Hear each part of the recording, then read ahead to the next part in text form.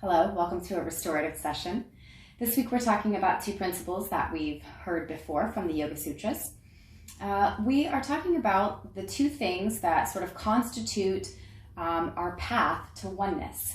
And these two things are practice and detachment. They are known in Sanskrit as abhyasa, meaning long-term, enduring, committed practice, and vairagya, which means detachment, letting go, surrendering, and releasing a need for an outcome or attachment to outcome. So these are the two things that we need to strengthen our practice to make it strong. And these are two things that we have an opportunity to do even in restorative yoga. Now, while abhyasa is often thought of as being very engaged and very active, which doesn't seem to fit well with restorative yoga, it really also indicates that endurance over a long period of time, being committed to your practice over time with frequent and regular practice over a long period of time. And in restorative poses, of course, we're holding our postures for quite a bit longer. And many of you who are experienced in restorative yoga know that that requires an amount of discipline and commitment to stay in the pose, some of which are very comfortable and relaxing, some of which sort of challenge the mind or even the body. So that's how we're going to practice our abhyasa tonight. And then we also have this concept of vairagya, which is the letting go, the surrendering of a need for a particular outcome. And of course, this we also have an opportunity to practice in restorative yoga by letting go of ideas of how the pose should look or which props are appropriate or inappropriate, the level of endurance that we have. By letting go of expectations about those things, we are practicing that vairagya. And also letting go of the notion that being in the pose is only you're doing it right if it's fully relaxing for you. Sometimes we have to let go of the need to clear the mind and just allow whatever flows through us as we sit in these shapes to transpire. So let's get started. We're going to use a wall tonight. So you can see I've kind of parked my mat pretty close to the wall. I also have here a bolster, a blanket, and 2 blocks. You may need more or fewer things than this, but this is kind of what I have on hand for tonight's practice.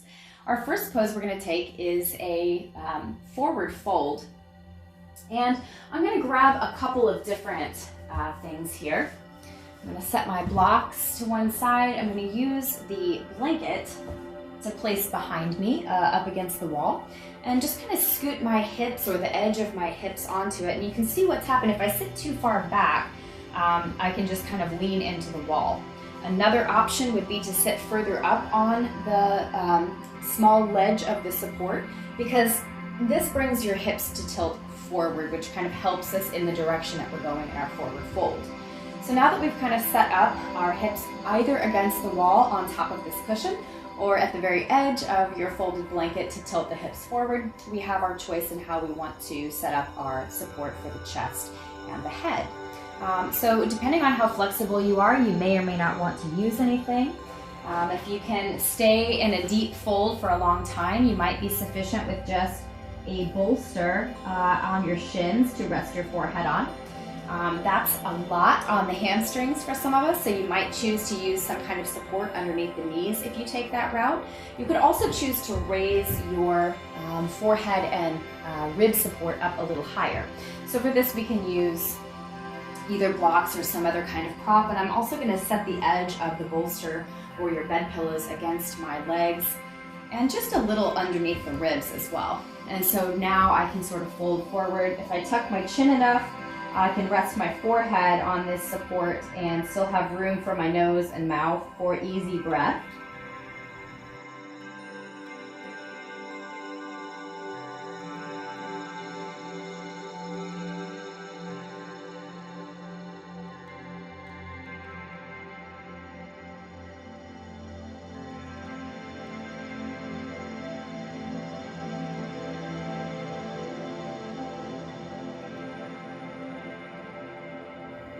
So feel free to toy around a little bit with your setup. So between these two things, this commitment to practice and this letting go of a particular need for outcomes, see if you can kind of hold those two ideas in your mind as you sit facing forward, or facing inward in your forward fold.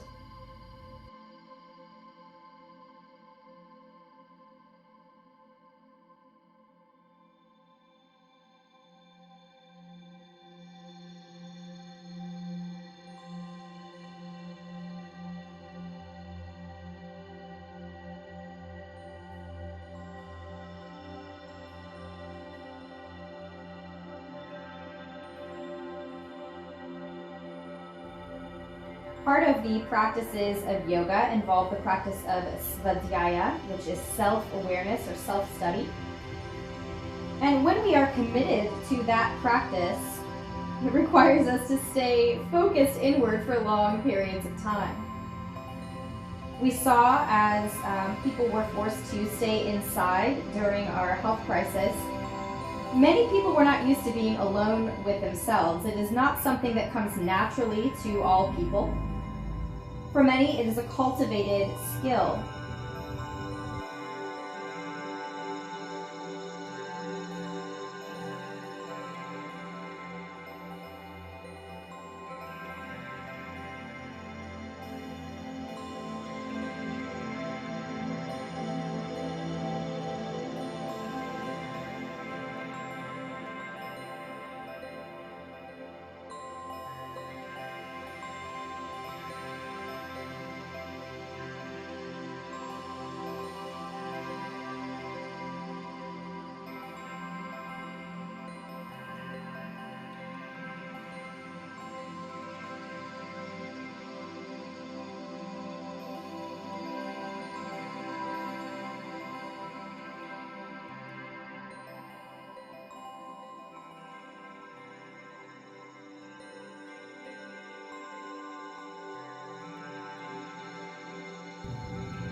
So as we are here committing to this practice of svadhyaya, letting go of any need to find or understand anything in particular, but simply the exercise is in knowing.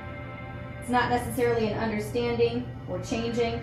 The svadhyaya practice, the commitment to that is to know oneself ever more honestly, ever more authentically, and at ever deeper and subtler levels.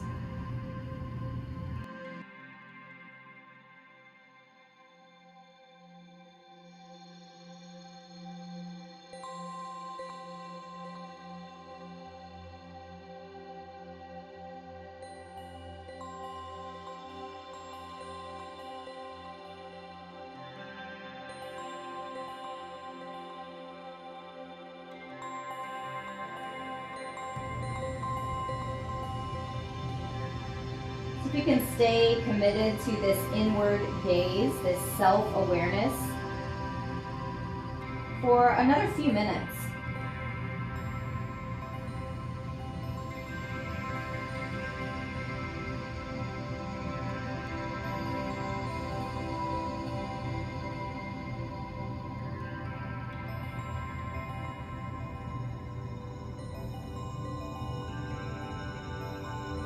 Now that we've been in the pose for a while, so if you can take a really deep breath into the back body, and as you exhale, let your whole body get heavier into the supports of the floor, the blanket, and whatever's supporting your chest and head.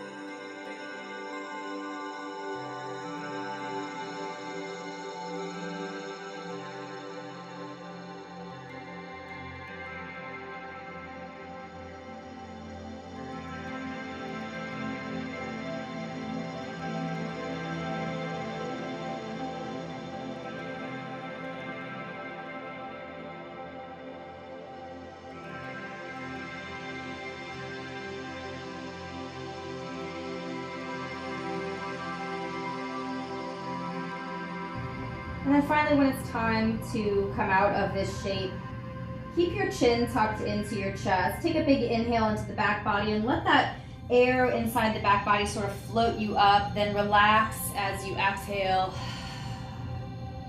Just coming into a tall seat for just a moment. Let your blood circulation to your head and from your head sort of regulate and balance. So we took that deep inward look, and now it's time for us to find a more outward expression. This is going to represent more of that active nature or that engagement nature of abhyasa. And so what we're going to do is basically turn the body. The wall is going to remain behind us. The bolster or bed pillows that you're using can be set aside for a moment. And what we're going to do is bring the legs behind us. And eventually we're going to come to lying on the belly with the feet against the wall, or at least the balls of the feet against the wall. And one thing that can be nice, especially if the tops of your feet or ankles are a little tight, is to provide yourself a little cushion for the tops of the feet. And so I'm going to place this again pretty close to the wall. I'm just going to kind of slip my toes between that rolled blanket and the wall. I'm going to bring my bolster a little further forward. I may or may not use that coming forward. And then just sort of walk myself down to the belly. Now, once I am situated here, I could rest on my elbows, and I'm on a hardwood floor, so this isn't super comfortable. So if you are practicing on a harder floor, I recommend some kind of blanket or soft surface. Now, if you take this shape, you're going to want to pull your shoulders back a little bit. You can either choose to lift the chin, which is a little bit more compression in the low back, or allow the chin to come heavy towards the chest and just kind of pull the heart forward and the shoulders back. Other options include using some kind of bolster or bed pillow support and just allowing your forearms to rest. This way you can rest your chin or your forehead on the surface here on that support. So kind of choosing the amount of support that feels good to you.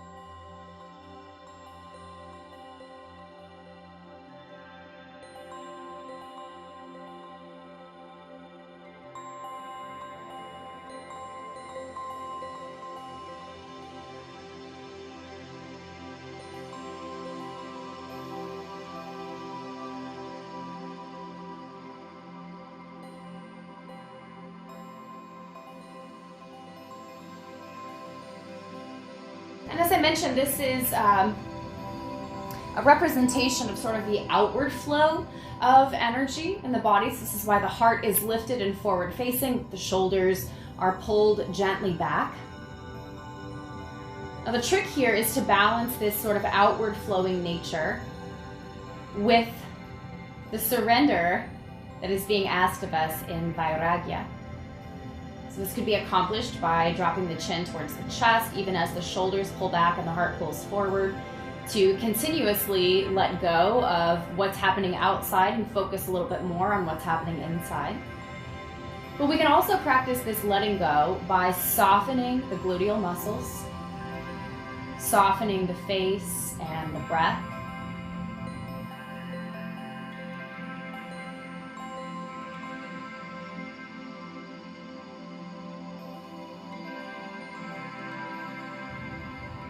Sort of relaxing the front points of the pelvis down into the floor. And please, again, feel free here as well to use a little support under those pelvic bones, or a folded blanket can feel really nice there.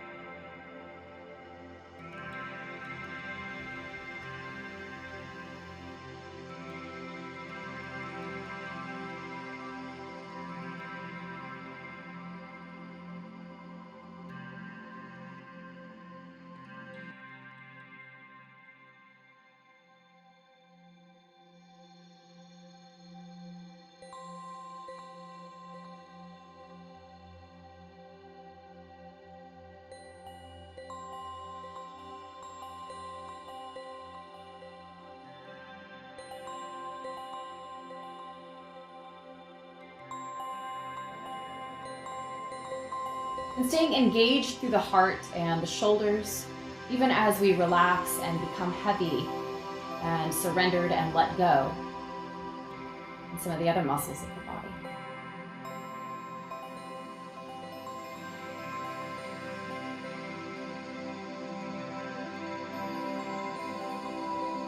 Feel free to change the position of your head. If you were lifting the chin, you might lower it towards the chest.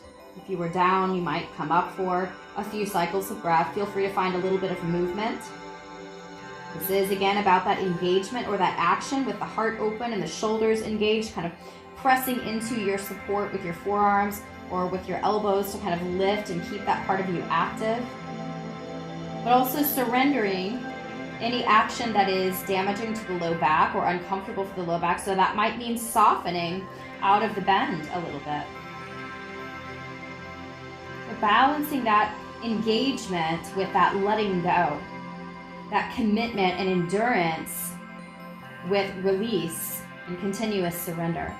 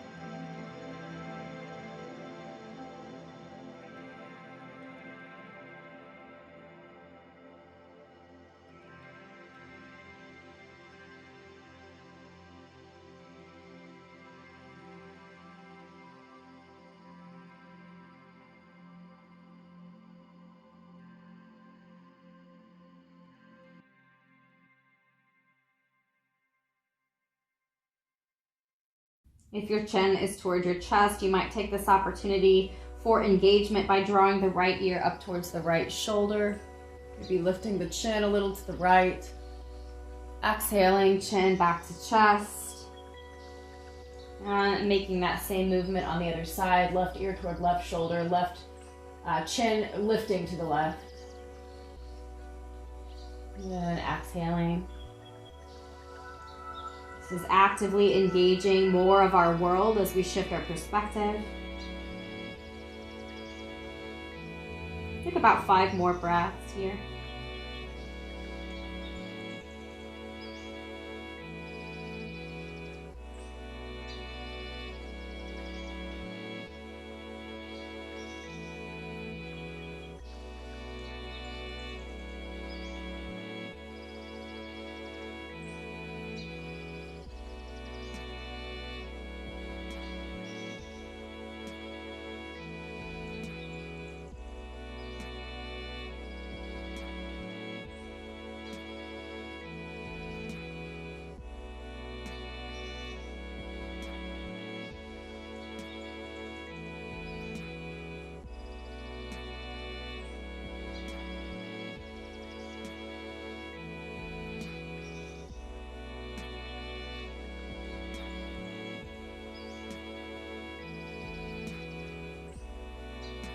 If you're using any kind of support under your chest, lift yourself up just enough to pull that out of the way. If you're on your elbows, you can sort of walk your elbows down. And just softly, once your support has been removed, allow your forehead to rest either on your stacked hands or against the floor. And just soften any tension that may have built up in the shoulders from holding that shape.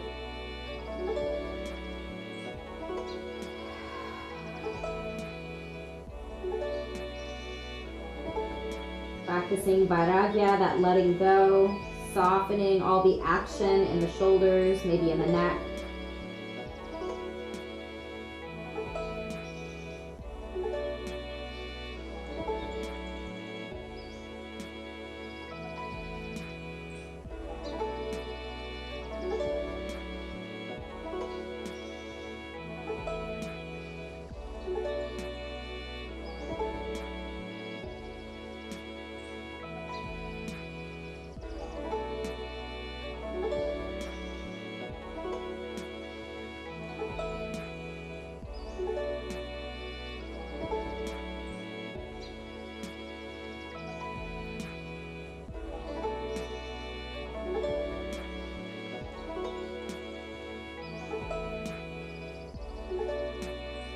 When you're ready to come out, just bring a palm under each shoulder and press your way into a tabletop shape. Maybe just give a little reach back, almost like a child's pose, and coming forward a few times. Maybe you just stay in your tabletop and take a few cat-cows.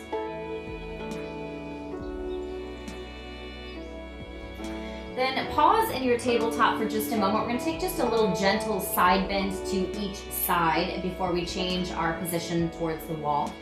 So just walking your hands to one side, kind of squeezing one shoulder and separating one shoulder from the hip. Walking yourself slowly back through center and over to the other side to take that same lateral stretch. Gently pulling one shoulder and hip apart and gently squeezing the other shoulder toward the other hip. Coming again back through center, we're going to shift our knees out to one side and basically just shift our position in relationship to the wall. So maybe you were using that little folded blanket against the wall for your feet. We're going to flatten that out a little bit, so maybe something rectangular and flat like this, or maybe it's doubled in some variety, so you can kind of play with what height is going to be good for your body. But we can bring this right up against the wall, and basically this is just going to provide a little bit of padding and comfort to our sacrum as we start to shift our body more toward a legs up the wall base shape. We'll use that basis for our next few poses. So we'll bring one hip up against the wall, kind of close to our sacral support here. And coming down onto the back, we're just going to kind of roll the legs into position. So you can see that my hips are right up next to the wall. Whether your sitting bones are touching the wall or a little ways away from the wall, you can determine either one of those will work fine. I'm going to scoot back just a tiny bit. And just allow the legs to extend up the wall. So we kind of get a feel for the position of the hips. If your legs up the wall is way too tight on your hamstrings, just move your sitting bones a little further away from the wall. Arms can come out to a T. They can kind of be in an upside down V. You could also maybe take a little diamond shape or cactus shape in your arms with the elbows bent. And take just a moment here to let the knees soften, to let the breath soften. So kind of settle into the shape.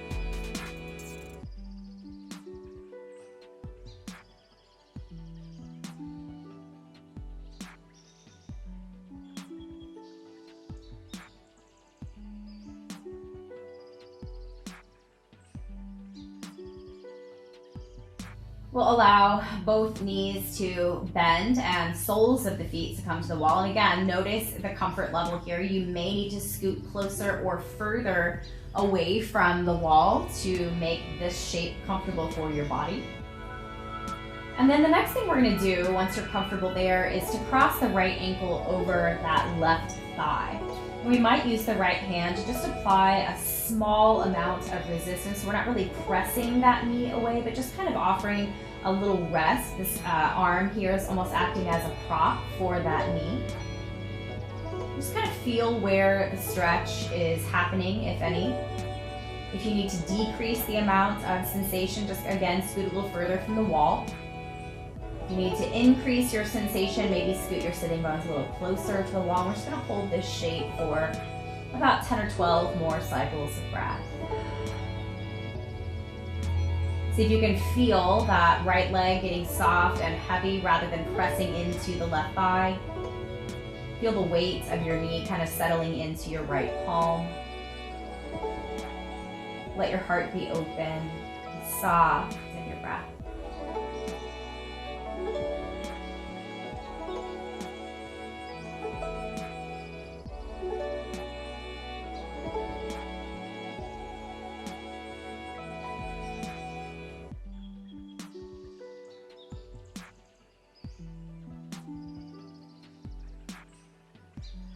Commit to letting go. So we're practicing both that commitment and endurance in our practice, but also that letting go. So we're committing to that letting go.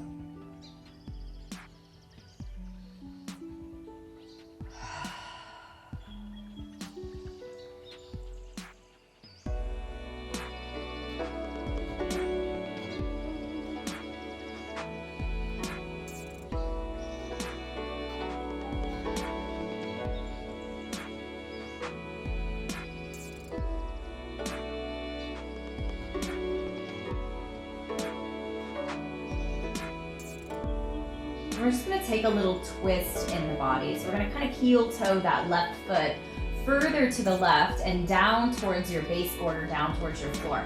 Your right foot may comfortably relax into the floor. You can see I've got my blocks here. If the floor feels a little far away for you, you can use a block or support on any setting that is most helpful to you. You could also use that same sort of support underneath that left calf as well, so you might use both.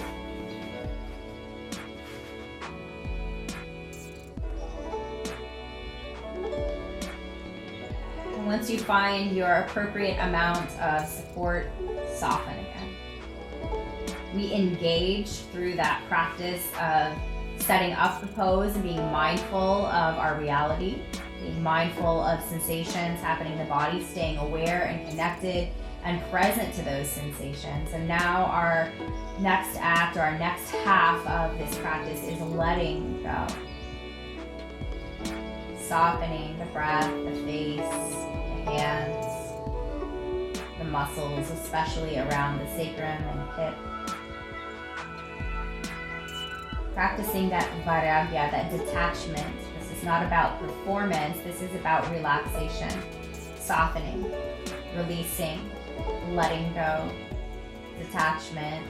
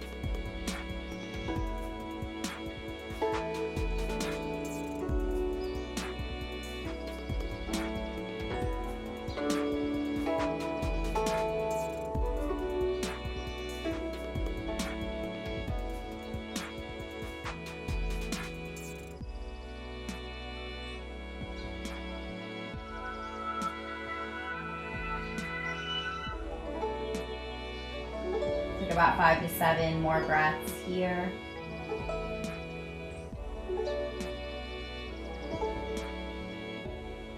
Then whether you uncross your right leg from your left, or whether you wiggle walk that left foot back up towards center, we're going to come back into both soles of the feet against the wall. knees bent. If it was comfortable for you to use any kind of block support or props underneath your knees to find that twist, maybe move those to the other side of your mat. And then again, we'll begin by holding and committing to a posture where we cross the left ankle over the right knee. Again, we might choose to use the left forearm and hand as a support here, as a prop, so we can release and let go of any tension in this left leg. Just allow the weight of it to rest in the hand.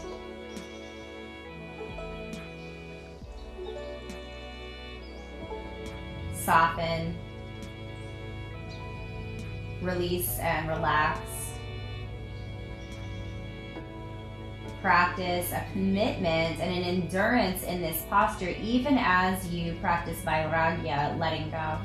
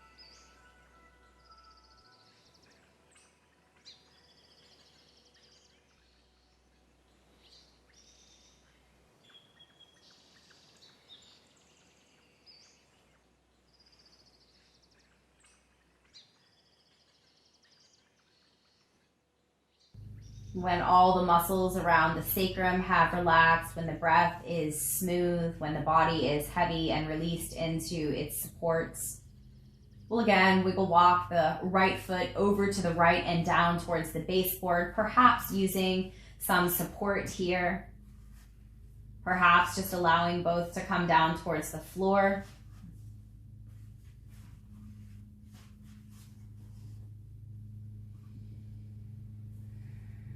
And once you've decided on your support, made sure your body is supported and comfortable, release all of your engagement. Stay committed to resting in this shape, practicing that endurance, that long-term practice. And soften all of your muscles, your breath, your hands, your face, practicing that letting go.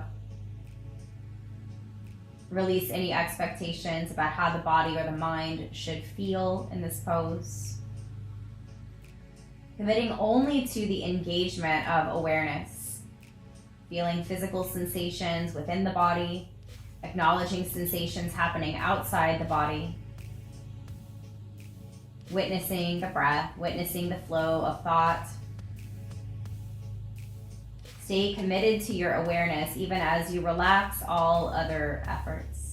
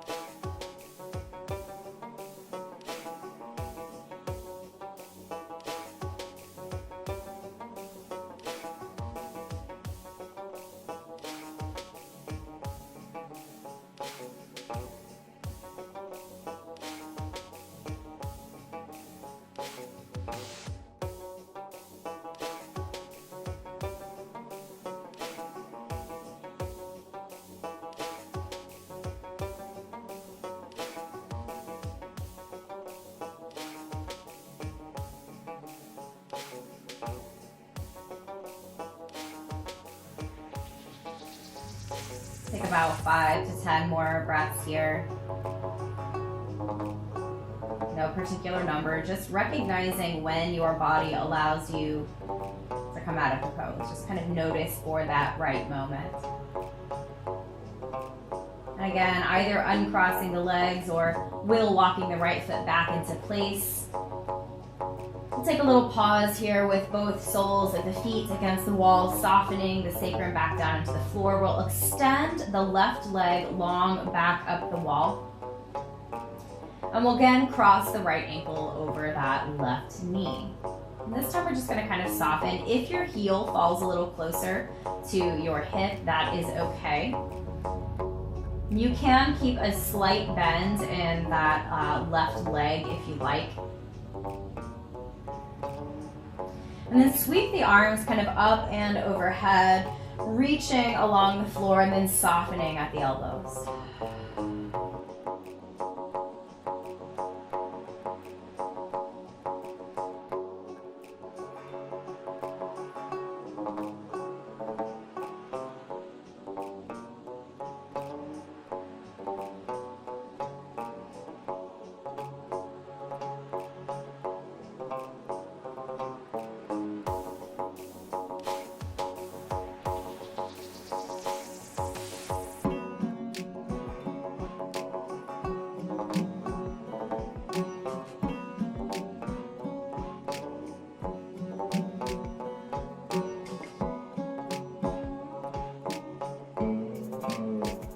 Fallen tree pose.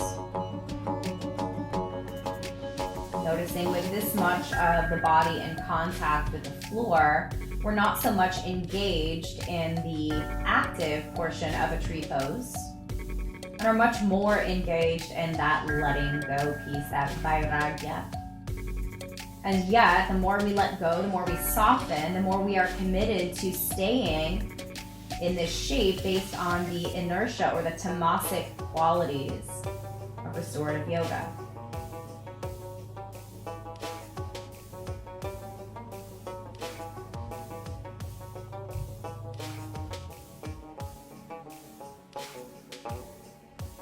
We're just going to make some subtle adjustments to this fallen tree pose. If your legs are still doing fine, you can leave them as they are. If you need to bend at a knee or bring both legs up the wall, take that opportunity if you like. We're just going to walk the head and shoulders over to the left side a little bit, just bringing a little curve and opening to the right side body. Pausing.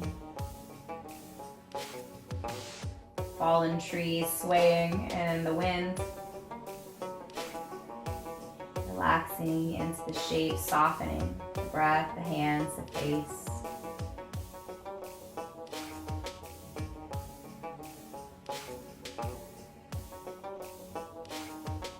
One more full breath in and out, leaning to the side. And then walking yourself back to center. Settle your body back in, kind of reaching the hands actively away from you and then letting go of effort and just committing to whatever shape you land in. Uncross the right ankle from the left knee, extending the right leg up the wall, switching sides, left knee or left ankle coming to cross the right knee, softening. Again, wherever your heel falls is fine. It doesn't have to look like any particular thing, so we're letting go of a particular way of performing this pose and just allowing our bodies to teach us. Resting in your fallen tree pose, let go of any effort in your low back.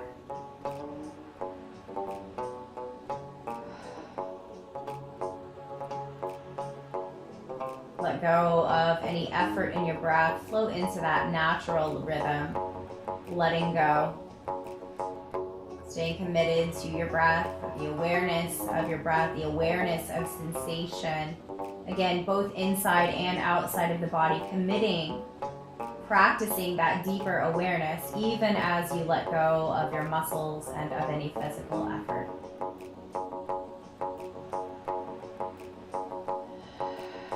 Balancing abhyasa, that committed practice, the endurance practice, and vairagya, the letting go, the surrendering, the release of attachment.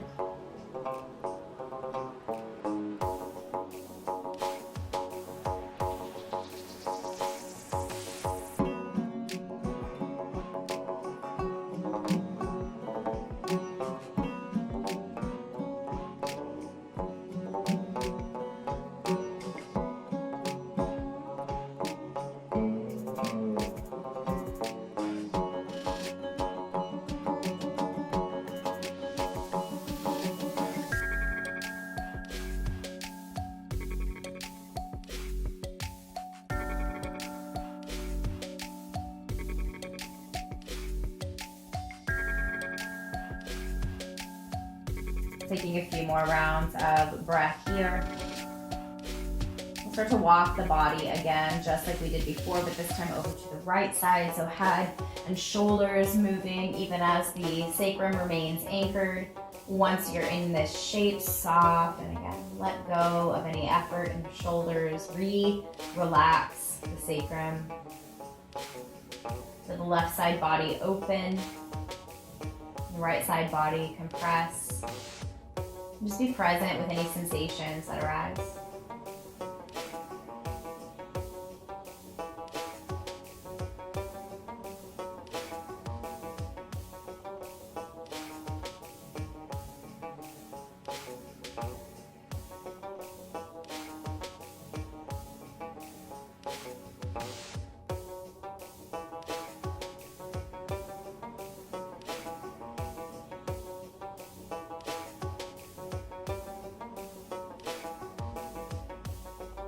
Staying present to your breath and to all sensations, both in and outside the body. Start to feel the right moment again to come back to a centered place on your mat. Moving slowly, deliberately, and with intention. Once your upper body is supported and relaxed again, you can feel free to straighten both legs up the wall for a few more rounds of breath. You can also choose to bring the soles of the feet to the wall and soften at the knees if you like.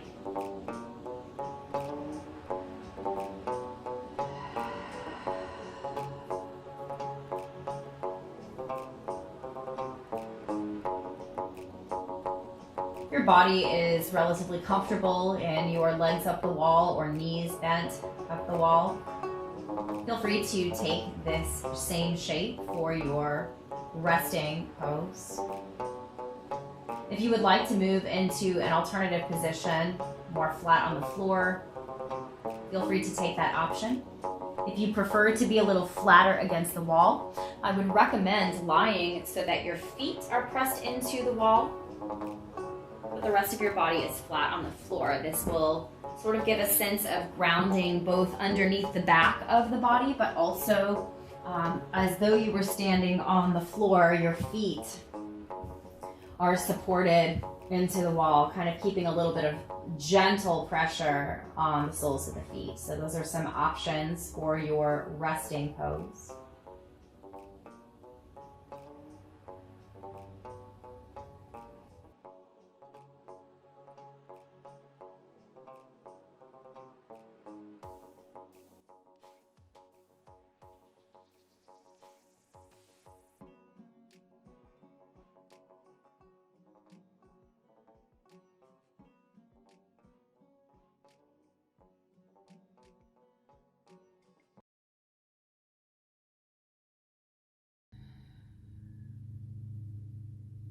These words, abhyasa and vairagya, come to us from Yoga Sutra 112 through 14.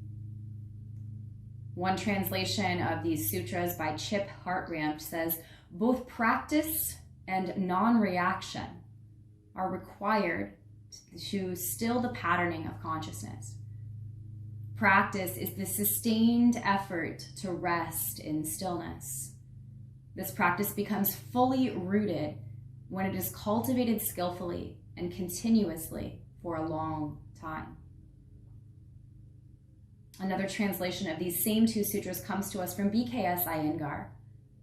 Practice and detachment are the means to still the movements of consciousness. Practice is the steadfast effort to still the fluctuations. Long, uninterrupted, alert practice is the firm foundation for restraining these fluctuations. So settle into your relaxation in the body. Soften your connection to all the thoughts that are flowing through the mind. But stay alert and present in your awareness.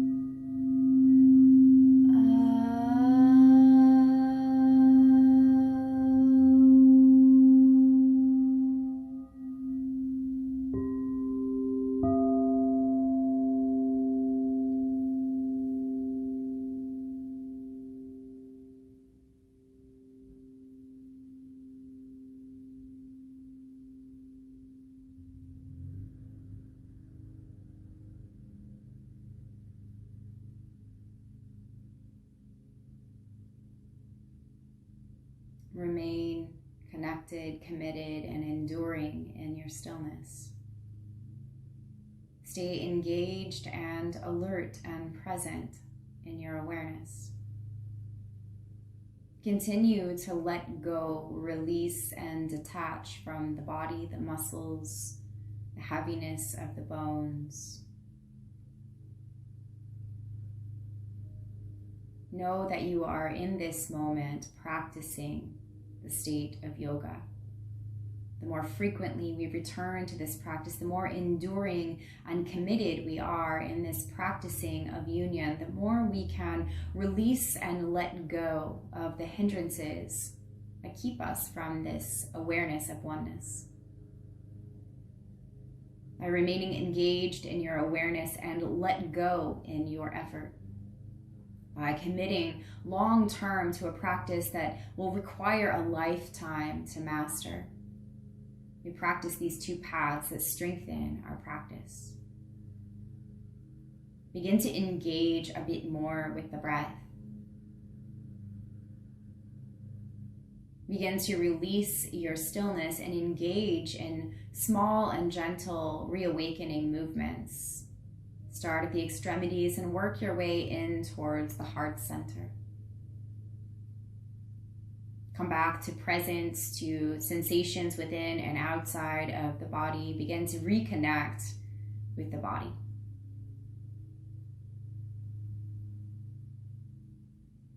As your movements become less and less subtle, find your way from whatever position you've been resting in to return to an upright seat. Feel free to use the wall for spinal support.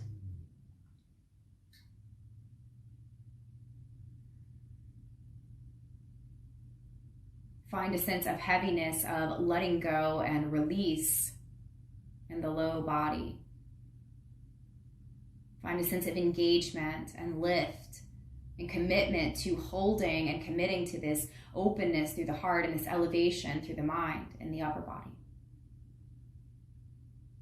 In one hand, we hold our action, our commitment, our endurance to practice, and in the other, we hold that release, that letting go. Bringing those things into union to define our practice, we bring the palms to touch in front of the heart center and pulling that union in towards the heart. Allow the chin to drop towards the chest to commit to that ever-aware state of being where we watch both within and all around ourselves, even as we detach emotionally and individually to those things that we observe with that awareness. As we engage in an enduring practice, as we release our own expectations, we become a practice of service to all. And so we close our practice with this prayer. Loka samasta sukhino bhavantu.